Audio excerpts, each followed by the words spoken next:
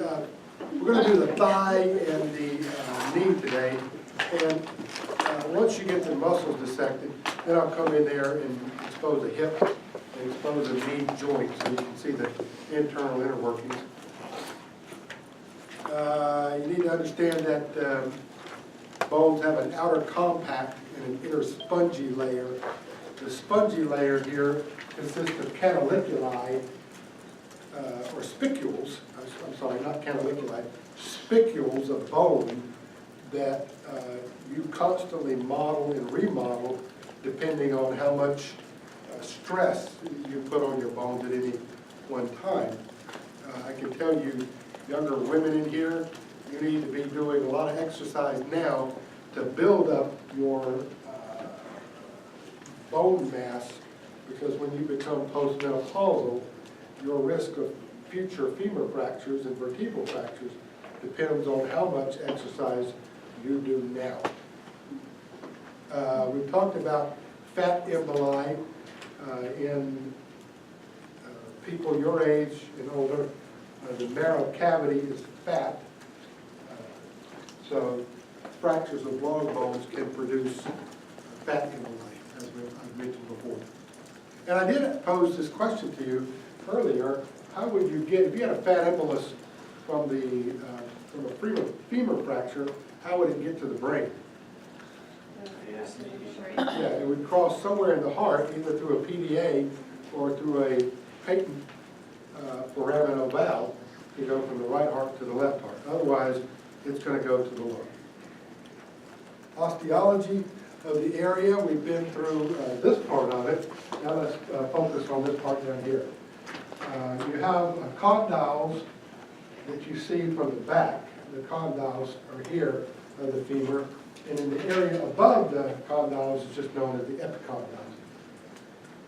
The femur articulates only with the tibia, and this is called the tibial plateau, the flat part here, called the tibial plateau. On the front of the tibia, there's a tibial tuberosity.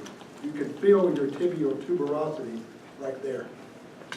You don't have a tuberosity until you're about 2 years old, when you start, have been walking for a while. So infants don't have a tibial tuberosity. On the medial aspect, there's a bump right here in the epicondylar area called the adductor tubercle.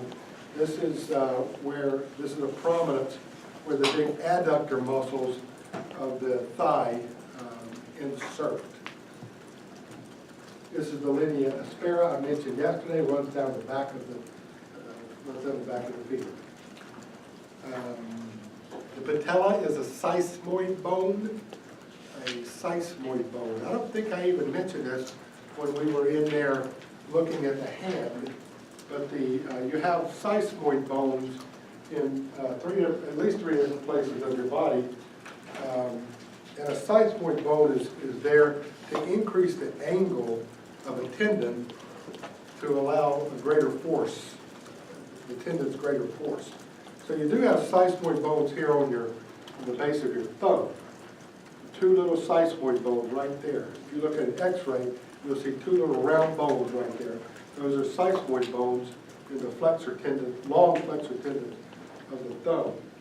You also have two seismoid bones on the base of your, when you stand on the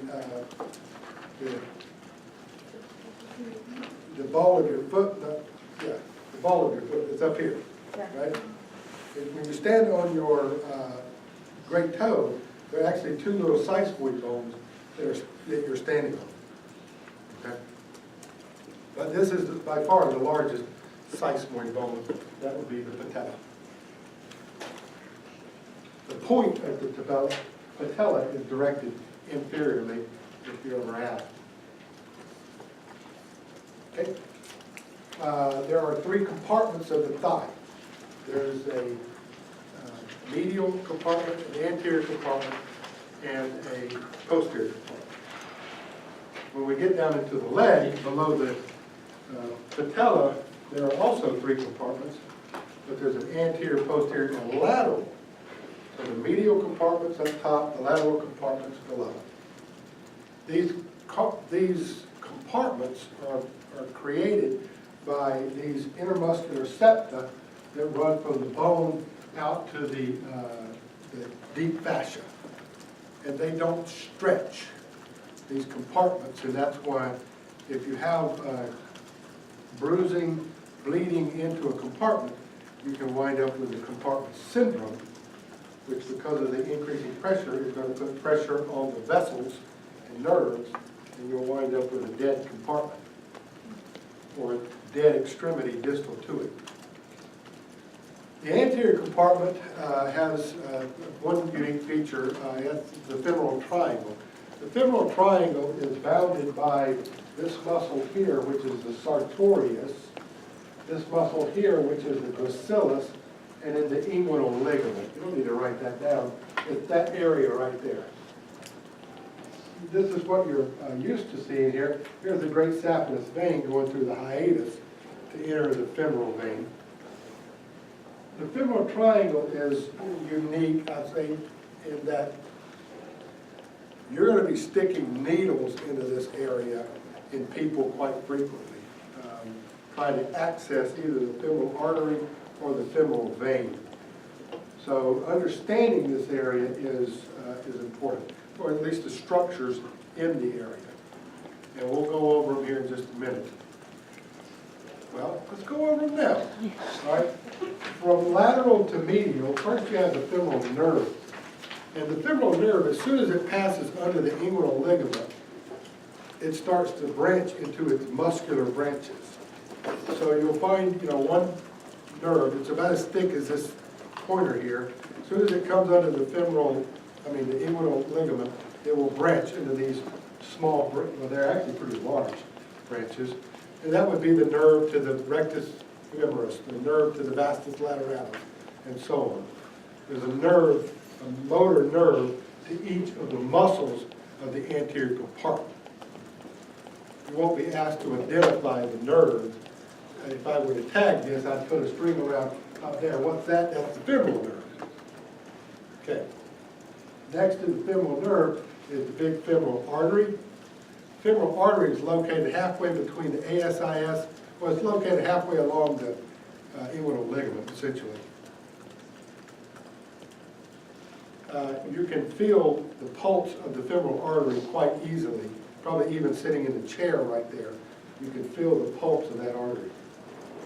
If you're trying to get an arterial blood gas in somebody that you're coding, so you have somebody here doing chest compressions at 100 a minute, and the body's moving like this as they're doing chest compressions, and you're trying to get that little artery to get an arterial blood gas to see if they're getting oxygenated well enough. That artery is hard to hit because you're trying to feel the pulse of it, and the pulse is generated only by your compressions.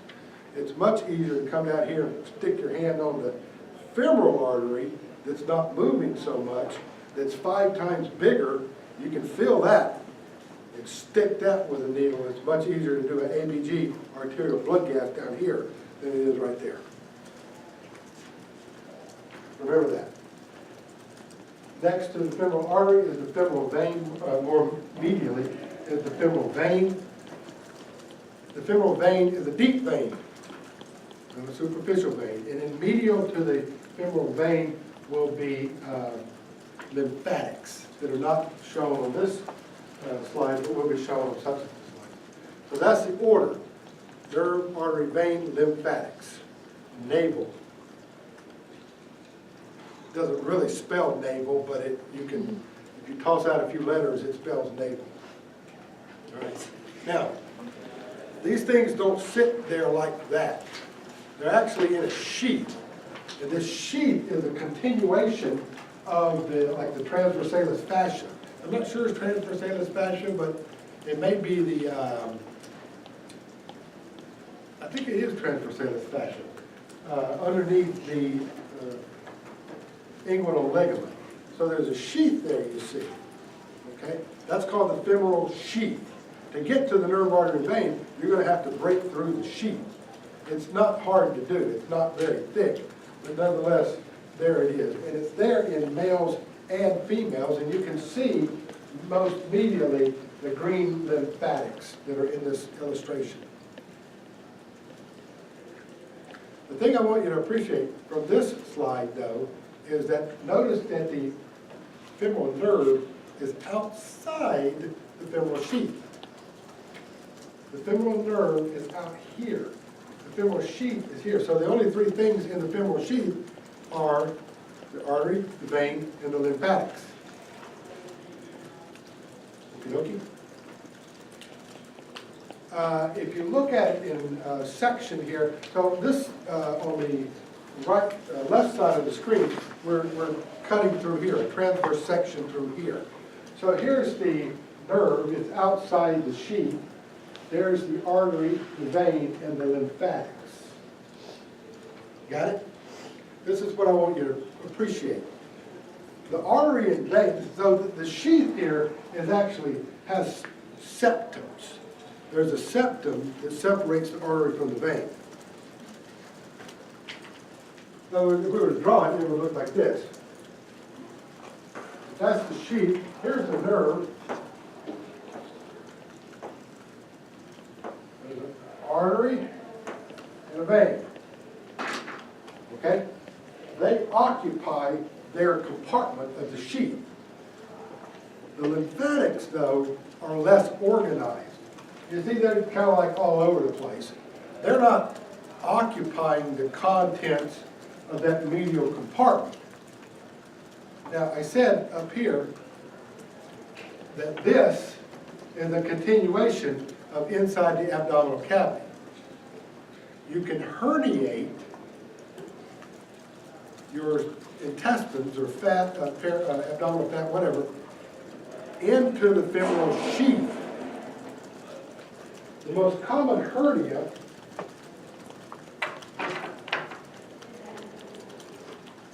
of women is a femoral hernia. And where that hernia is going to go is in the most medial compartment, which is the one containing the lymphatics. The problem with you guys hernia, and I've seen a lot of femoral hernias, you'll notice as a bulge, the women will come in and say, I got this pain right here. You'll notice it as a bulge below the inguinal ligament. It's like here at the top of the thigh. The bad part about these is because the herniation goes under the inguinal ligament, they can be entrapped there. An entrapped hernia is called a strangulated hernia. Because of the pressure from the inguinal ligament, it can cut off the blood supply, and you can wind up with an emergency here. These are not easily reduced. In other words, you can't push them back up in there like you typically can an indirect or direct inguinal hernia. So, take-home message. Femoral hernias, women, medial compartment, strangulation, bad news.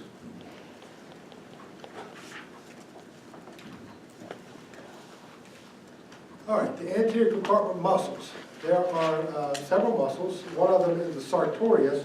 The sartorius arises from over here on the pelvis, pelvic rim, over by the ASIS, wraps across the front of the thigh, and inserts down here on the medial tibial plateau, right there.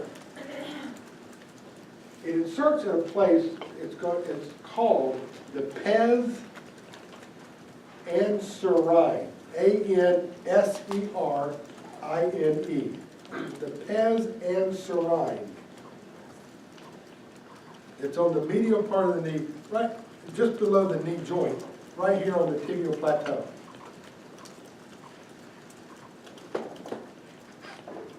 And then underneath the sartorius, there are your quadriceps. There are four muscles that make up the quadriceps. The most superficial one here is the rectus femoris.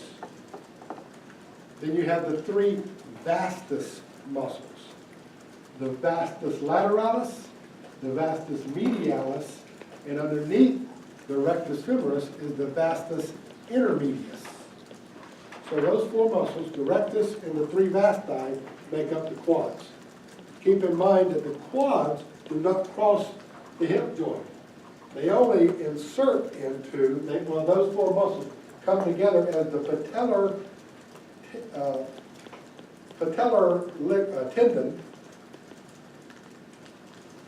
tendon, which is above the patella. And that patellar tendon continues as the patellar ligament. Tendons attach muscle to bone. Ligaments attach bone to bone. So the patellar ligament is going from the bony patella to the bony tibial tuberosity. Why do they originate again? What's that? Why do they originate? The quadriceps originate on the femur. They don't cross the hip joint. They don't originate on the pelvis. Oh, there it is right there. Oh my God. So they have no action on the hip. If I ask you which of the following muscles crosses two joints, you would say out of the anterior compartment, it would have to be sartorius, because it crosses the hip joint and it crosses the knee joint. These four do not. They only cross the knee. The femoral nerve innervates them all, and obviously their action is pretty simple. The quadriceps will extend the leg. The sartorius, because it's wrapped around here like that, can rotate and flex the hip because it crosses the hip joint. It can do like that, so it can cross your leg.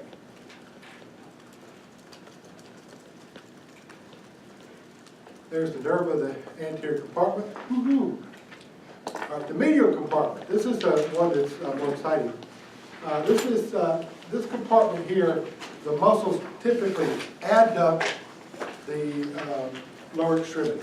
They adduct the thigh. They're sort of a superficial and a deep groove. The superficial, the first one you run into is the adductor longus. If you go back, you can see the adductor. I can't really see it down here because of the lamp. One of these guys over here is the adductor. No, that's not the adductor longus.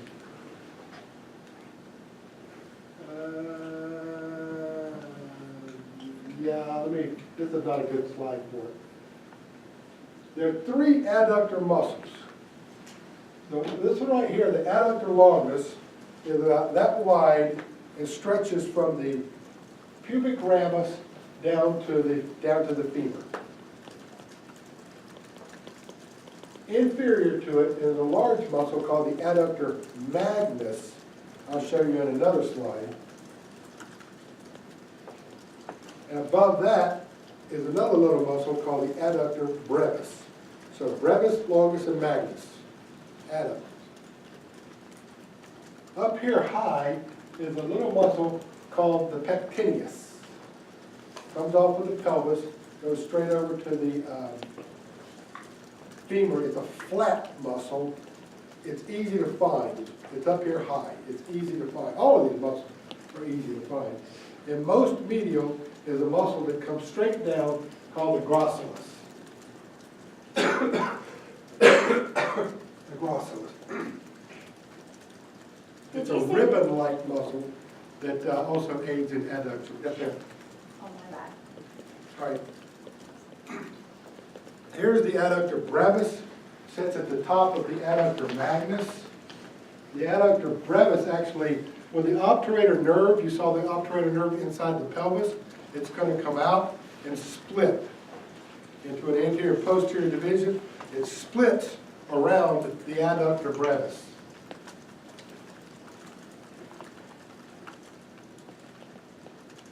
Way high up is the obturator externus that I mentioned yesterday.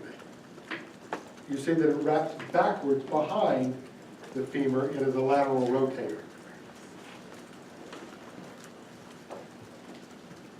Now, there's a defect in the adductor magnus down here. There's a hole in it. It's called the adductor hiatus. The adductor hiatus.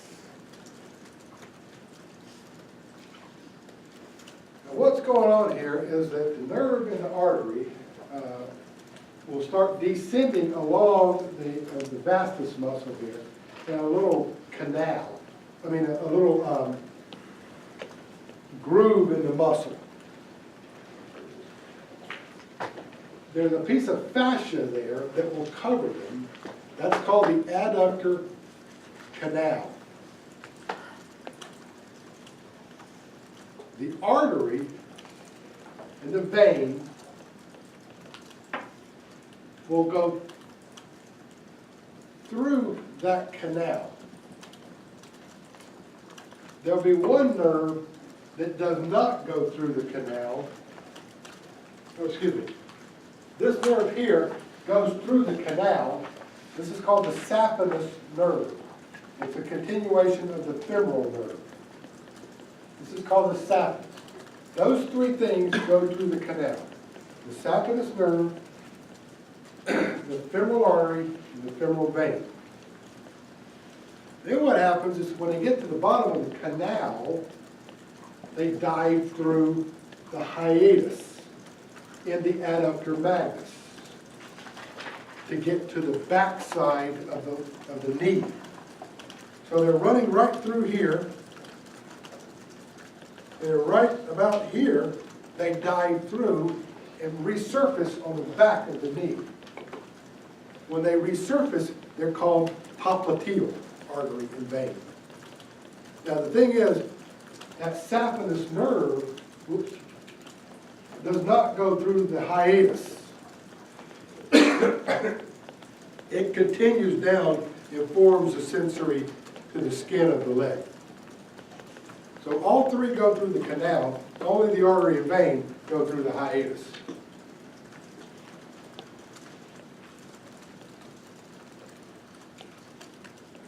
The nerve in the medial compartment is the obturator. Okay. Let's go to the posterior compartment. There are 4 muscle bellies in the posterior compartment. They all give rise from the issue of tuberosity here. The 2 lateral ones are the biceps longhand and biceps femoris longhand and the biceps femoris shorthand, right there. The 2 on the medial side are the semimembranosus, which is the fat one, and the semitendinosus, which is mostly just a big tendon. It's the one that's more superficial, the tendinosus. These things, when they come down, they split and form this upside down V. Alrighty. There's another muscle down here in the knee, in the back of the knee, called the popliteus, that runs from lateral to medial. This is the muscle that unlocks the knee. So when your knee is like this, you're standing up like this, and your knees are straight, and you want to bend them to start going, that's the muscle that contracts to unlock the knee.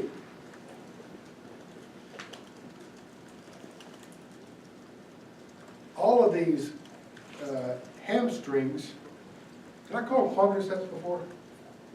No. Okay, these are the hamstrings. All of them cross 2 joints. They cross the pelvis. They have an action on the hip joint. They extend the hip. And they also insert below the knee, so they flex the knee joint.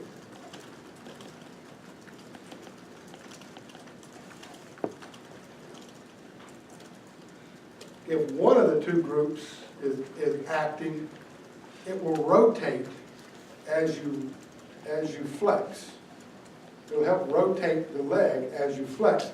That's what this is supposed to illustrate right here. If one of the 2 groups acts. All right, the popliteal fossa, here we go into popliteal fossa. We've got the popliteal artery and vein in here, and your popliteal fossa is filled with fat, so you might as well get ready for that. And next is, this is not the femoral nerve, this is the sciatic nerve. At the top of the popliteal fossa, it divides. This is the tibial, that's the common peroneal, the common fibula. The common fibula wraps around the lateral aspect of the fibular head right here. It's right there. It's superficial. It is the most commonly injured peripheral nerve in the body because it's so superficial.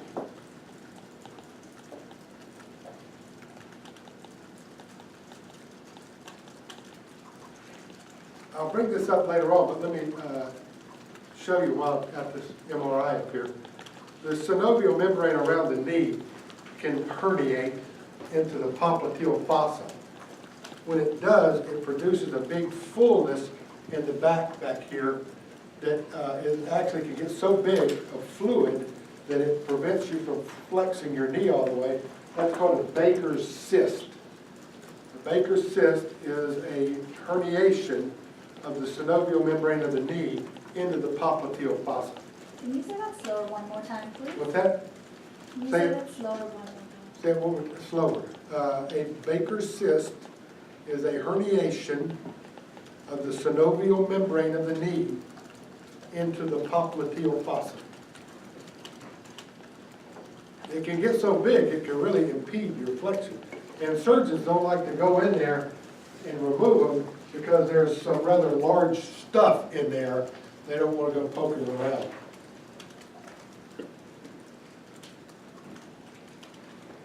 The nerve of the posterior compartment is the tibia.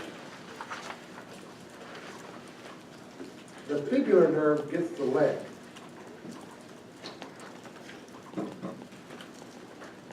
Now, here's the pes anserine, is where these three tendons meet medial to the tibial plateau, medial and inferior to the tibial plateau.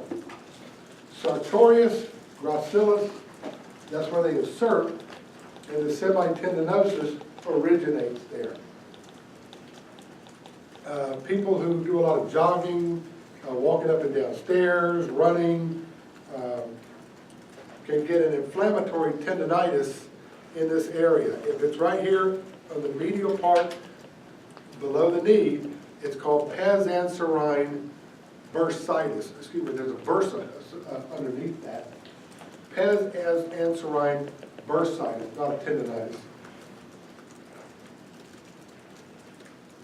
I've had that before. It's really point tenderness right there. You can inject it with steroids pretty easily. Anybody ever had it? You've had it? Okay. All right. Really, the function of these three groups is summarized here. And they're pretty intuitive. You don't need to do anything magical to memorize these. I mean, it is what it is. There it is. Intuitive. You don't like that word? Okay. Katie, back there, you don't like that? No, I do. Is the way you said it. I don't know. All right, so the only reason this is up here is, as it says on the right, is to tell you about two reflexes. When you start testing deep tendon reflexes, you're going to do the Achilles reflex and you're going to do the patellar ligament reflex. Okay? It's not the patellar tendon, because the tendon is above the patella. It's the ligament, right? So when you get asked, let me show you. Can I get you a up here? And just face this. So when you're testing deep tendon reflexes, you're going to come back here with your neuro hammer. Anybody have a neuro hammer on? I forgot mine today. I forgot mine today. Yeah. Left it at home. Okay. Weird, we all left our. Let's see if we can find something to hit her with. Maybe somewhere. What's your phone? Well, you can't really. All right, so. All right, see her patella reflex here? You can't see her. You see her? You gotta hit the ligament here. Take your hand and pull apart like that. Pull as hard as you can. That accentuates it for some reason. So, all right, so that's the patellar deep tendon reflex. To test the, where's phone glass? Okay. probably ought to use the whole. To hit the, should I pull your pants up? Hold that right there. So to do the Achilles reflex, I'm going to pull her foot up like this. I'm going to have you push down against my hand just a little bit, like you're stepping on the gas. And that puts some tension on the Achilles. And then you see that? I tap her Achilles tendon, and she goes, you know, so that's the Achilles reflex. I think you can take off your coat there.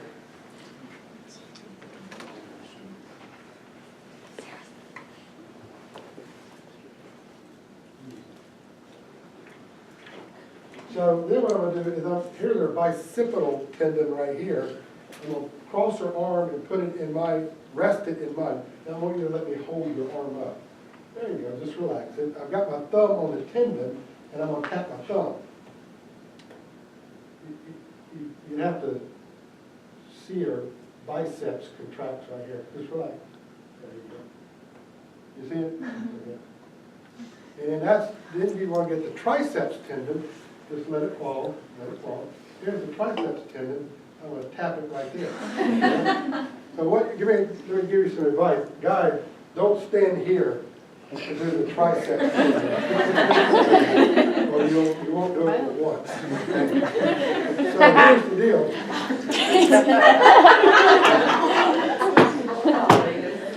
Just took her a few seconds longer. You always need to know, you will be asked, what spinal cord levels did you test? And here's an easy way to remember it.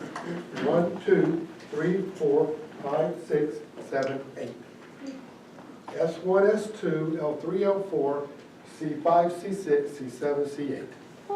That's it. You just learned something. Okay? Think that way.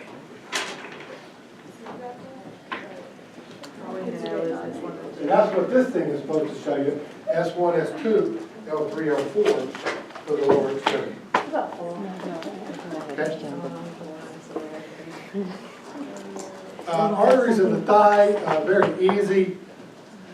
You got the femoral artery going underneath the deep tube, the inguinal ligament.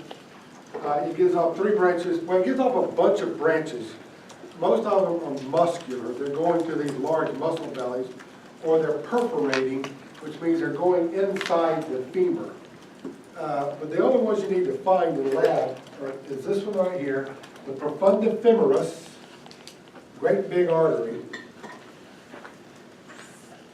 and the medial and lateral circumflex, femoral circumflex. Now the lateral circumflex has an ascending, lateral, and descending branch, so that's an easy way to tell them. And these are pretty large. There's an ascending, transverse, and descending branch of the lateral circumflex. And that's it. That's it. There is another branch here called the descending genicular. You may find this. It does not go through the adductor hiatus. So the two things that don't go through the adductor hiatus are the saphenous nerve and the descending genicular artery. But I'm not going to ask you to find that. Now, when you get around the knee, so now we're into the popliteal artery back here. You get around the knee, there's a medial and a lateral, superior genicular, and a medial and a lateral inferior genicular. The descending genicular, and there's one more that's not on this illustration. So there are essentially 6 vessels that go to the knee.